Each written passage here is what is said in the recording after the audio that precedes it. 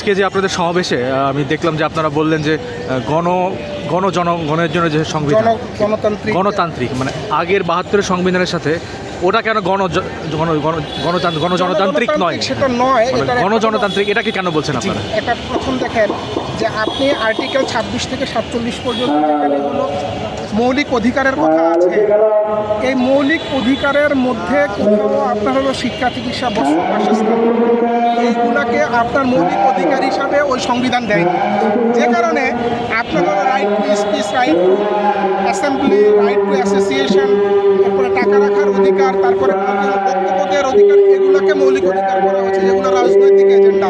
মূলত বাংলাদেশের জনগণের শিক্ষা, চিকিৎসা, বস্ত্র, বাসস্থানের দায়িত্ব নিয়ে এই রাষ্ট্র যে জনগণের অভিভাবকের দায়িত্ব পালন করবে, সেটা আমরা ৭২-এর সংবিধানে দেখছি না। ইভেন ৭২-এর সংবিধান নিজের সাথে নিজের অনেক কন্ট্রাডিক্টরি আছে। ৭২-এর সংবিধানের ৪টা মূল নীতির মধ্যে একটা আছে হলো আপনার গণতন্ত্র, আর একটা আছে হলো আপনার সমাজতন্ত্র। গণতন্ত্র, সমাজতন্ত্র কখনোই হলো যে এটা তেল আর পানির মধ্যে এই যে জ্ঞানহীন মূর্খ ফেসিবাদ কায়েম করে নিজেদের পকেট ভরার জন্য এই সংবিধানটা করছে। আরেকটা হলো সেখানে আপনার এক জায়গায় বলা হয়েছে আপনার হলো সেকুলারিজম, ধর্মনিরপেক্ষতা। আবার সেই সংবিধান মানে সমস্ত কিছু যাই আছে আপনি দেখতেছেন, এটা হলো যে জনগণের জন্য, এই রাষ্ট্রের জন্য। রাষ্ট্র যে একটা অভিভাবক, ধরেন আপনি একজন সাংবাদিক, আপনি চাকরি করলেন ৬০ বছর পর্যন্ত, আপনি এই দেশের সেবা করলেন, এরপরে আপনি বৃদ্ধ হয়ে গেলেন, আপনি বিয়ে করলেন না, শাদী করলেন, আপনি একা মানুষ অসুস্থ হলেন, তখন আপনার দায়িত্বটা কে নেবে? এটা রাষ্ট্রের নিতে হবে। সেই জন্য আমরা জনগণের অধিকার সম্মিলিত, এমনকি যেহেতু আমরা ৯২% মুসলমানের দেশ, এই দেশে আপনার হলো যে আল্লাহর উপর পূর্ণ আস্থা ও বিশ্বাস, যেটা শহীদ প্রেসিডেন্ট জিয়াউর রহমান সংবিধানে সংযুক্ত করে গেছেন, সেই রকম একটা আপনার সংবিধান। আপনার ৭২-এর সংবিধানকে টিকিয়ে রাখতে গিয়ে শহীদ প্রেসিডেন্ট জিয়াউর রহমানও কিন্তু ওনার শাহাদাত বরণ করতে গেছে।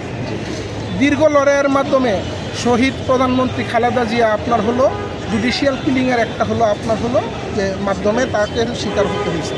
তো এভাবে আমরা যদি দেখি যে মুসলমানদের বাংলাদেশ, আমরা যদিও ৯০-৯২% মুসলমানের দেশ বলি, কিন্তু এই দেশে এই সেকুলার সংবিধান ৭২-এর ফেসিবাদী সংবিধানটা দিয়ে মূলত মুসলমানদেরকে বারবার আপনার, কিন্তু সেকুলার মানে তো আসলে আমরা যতদূর জানি যে সবাই সবার ধর্ম পালন করতে পারবে, এমন না যে নাস্তিকতা চাপাই দেওয়া হচ্ছে।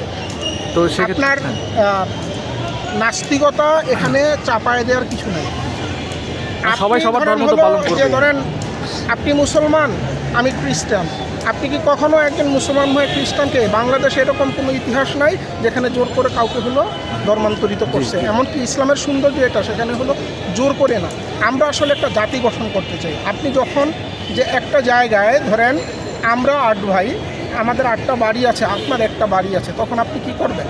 আপনি আমার সাথে হলো সৌহার্দ্যপূর্ণ সম্পর্ক রেখে তারপরে আপনি চলবেন।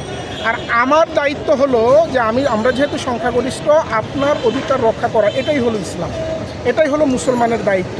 ৯২% মুসলমানের দেশে আজ পর্যন্ত মুসলমানের অধিকার প্রতিষ্ঠা না হওয়ার কারণে আপনার হিন্দুত্ববাদ বারবার আমাদের উপর আক্রমণ করতেছে।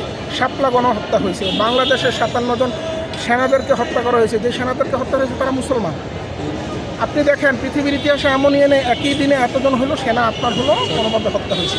তো সঙ্গত কারণে আমরা বলবো যে জনগণতান্ত্রিক একটা আপনার সংবিধান তৈরি করা হোক, যেই সংবিধানের মাধ্যমে বাংলাদেশের শাসক শ্রেণী সবসময় হলো জনগণের কাছে আপনার হলো প্রকৃত জবাবদিহিতা করতে বাধ্য হবে, যেন কোনোভাবেই কোনোদিন তারা হলো ফেসিবাদ আপনার হলো কায়েম করতে না পারে। পাশাপাশি আমরা বলবো জনগণতান্ত্রিক সংবিধান করে তার আপনার আওতায় যদি একটি ফেসিবাদ প্রতিরোধ আইন করে, সেই আইনের মাধ্যমে বাংলাদেশ থেকে ফেসিবাদকে পুরোপুরি নির্মূল করা সম্ভব। ধন্যবাদ।